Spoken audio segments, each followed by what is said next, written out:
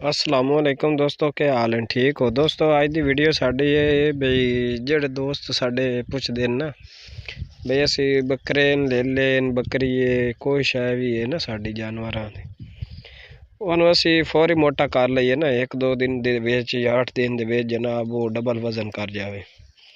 तो पहले बिल्कुल माड़ी होवे ना तो उस बाद जनाब वो बिल्कुल आई लगे बई ये तो माड़ी है ही कौन। ये जानदार चीज़ है, इस तरह नहीं होता जिस तरह तुसी ये सोच रखते हो। कम अज़ कम महीना डेढ़ 2 तक भी लग जाता है अगर प्रॉपर तरीके नाल। बाकी मार्केट जेडे इंजैक्शन वगैरह हैं या कोई वंडे वगैरह हैं हैवी चीज़ हैं उन्हें तो परहेज करना चाहिए क्योंकि वो जानवर के वास्ते नुकसान है। दोस्तों गल है बई तुसी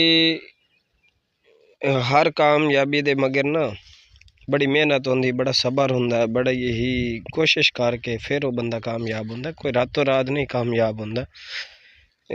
दूसरा मंडिया तो माल लैना फिर उन्होंने वेखना बालना शायद इन्ना फिर नुकसान जेड़ा आ लेला तो सानू असी विखा रहे हैं आ जा रही है काले करना आला इस लेले नू जरा नज़र करो।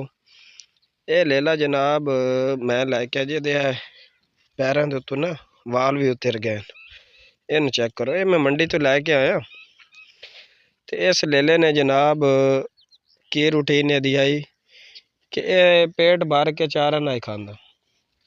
मेरे को बरसेम जिन्होंने छिताला भी बोले जाता है, बरसणी भी बोले जाता है। कितना नायाब पट्ठा है और कितना मज़ेदार पट्ठा है कि जानवर बड़े शौक और बड़े जौक दे नाल खांदा है।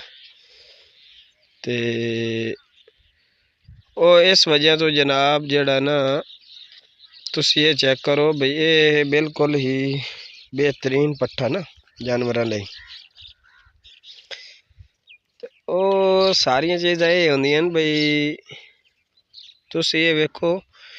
अच्छा मैं लैके जो आया ना ये बिल्कुल इन मैं दिता तो खावे ही कोई ना, हालांकि जानवर इससे जितना पेट भर के खाना चाहे ना खांदा है तो ये जनाब ना खावे। फिर मैं इसनू की किया, मैं इनू अवरमैक्टन दे इंजैक्शन वगैरह लेंदा रही जिसकी वजह तो ये वाल शाल सारे ना पैरों तो उतर गए। ये सिर्फ अवरमैक्टन की वजह तो है। उस बाद मैं इसनू जनाब एक स्टामिक पाउडर होंदा एक हजम पाउडर है ना वो मैं लाया वड्डे डब्बे इन मैं वो दिता। इसनू मैं सुरख मिर्चा ते जनाब जेड़ी यदि भुख वधावन वास्ते ना फिर इसनू असी नाल पानी भी पिलाई रखिया, लस्सी पिलाई रखी जबरदस्ती बोतल दे नाल। लेकिन उस तो बाद ना आहिस्ता आहिस्ता आहिस्ता आहिस्ता ना सुरख मिर्च ते घी इन्हू इस्तेमाल करवाया तो अज माशाअल्लाह पेट भर के चारा खा रहा है और दोवें दी निस्बत नालों ये ज़्यादा खा रही है।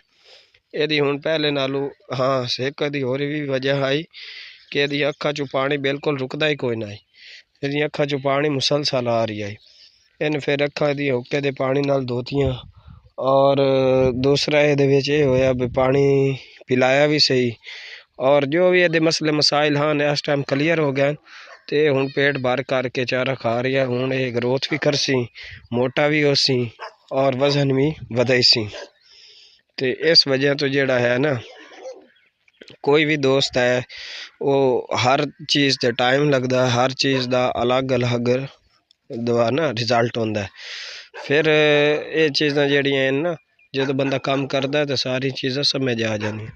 अगर तुसी इनू वेखो यदि तबीयत के मुताबिक खुराक देवो, हुण एक अद्धा किलो खुराक खा सकता है, असी हैवी खुराक इनू 2-3 किलो दिता है तो जानवर साडा ज़ाया हो जाए। अगर असी इससे ज़्यादा चीज़ इनू दिती जल्दी मोटा करन वास्ते जल्दी जनाब तैयार करन वास्ते तो साडा जानवर ज़ाया हो सकता, क्योंकि इहदा इंसान दे जितना ही ज़्यादा ना इंसान फिर भी कोई चीज़ बर्दाश्त करता है और जानवर ये छोटा जिहड़ा ना बिल्कुल नाजुक होंदा, जिवें इंसान के बच्चे ना इस तरह ही होंदे, ये इतनी हैवी चीज़ बर्दाश्त नहीं कर सकते। तो जेडे दोस्त साडी वीडियो वेख रहे हैं वीडियो अच्छी लगे तो वीडियो नू लाइक लाजमी करना।